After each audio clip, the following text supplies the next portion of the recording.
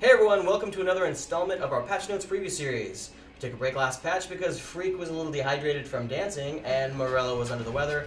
But we're back and ready to talk about the next patch to come out for League of Legends. So what's going on this week, Ro? Generally speaking, we wanted to really take a look at larger game pacing issues, like how long does the game take to finish? How long are you out of action when you leave the lane? Things like that. How about game times in general? Those are running a little bit long too.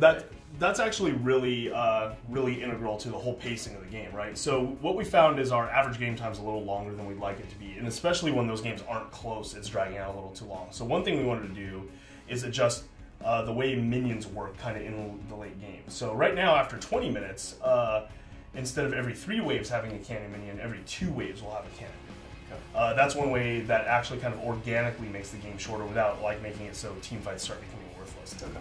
Another thing tied into that is death timers. Early game, death timers seem really prohibitively long. You're not going to go after a kill and try to kill somebody if, when you die, you're just out of lane forever, and then the time it takes you to respawn, walk back to that lane. All these things combined really make for long out-of-action periods when it feels plenty rewarding to kill a guy without having all those factors at play, but it feels very punishing to take that long to get back into the action. We think that's contributing to some of the lane passivity we see as well. One of the things that's frustrating to me is someone like Rammus or Taric walking up to a tower with 500 armor and never ever dying. Right. So we actually addressed that this patch too. It's kind of aside from the game pacing thing, but what we did is we actually gave towers 20% armor penetration because we'd seen a lot of earlier game tower diving than we'd like just from getting a couple armor items. Late game, towers really seem completely ineffective to anybody who has any kind of armor at all. You get a Frozen Heart and it might as well say unique passive, immune to all tower damage. So we wanted to fix that with this armor penetration factor. We did lower the damage base a little bit, so it evens out generally in most cases, but in high armor situations, those towers will be hitting harder. Cool. So I heard Relpor screaming about changes to Urgot the other day. What's going on with his home ground? So we did one thing that could be perceived as a nerf to Urgot if you don't, and it kind of is, but only for a very small subsection of users.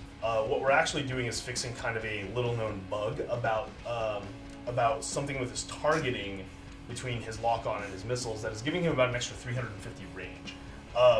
Most people aren't doing this on accident, but what we found out is competitive players are using this to absolutely destroy people with not a lot of counterplay going on. Why we wanted to fix the bug instead of just making it easier to increase his range by the 350 is, one, that range is just way too long.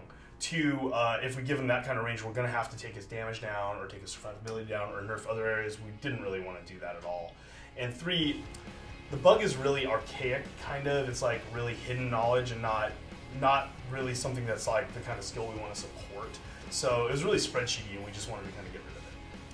Thanks for tuning in to the patch preview. Subscribe to the Riot Games YouTube channel up top, like us down below, and leave us a comment with some more epic comics.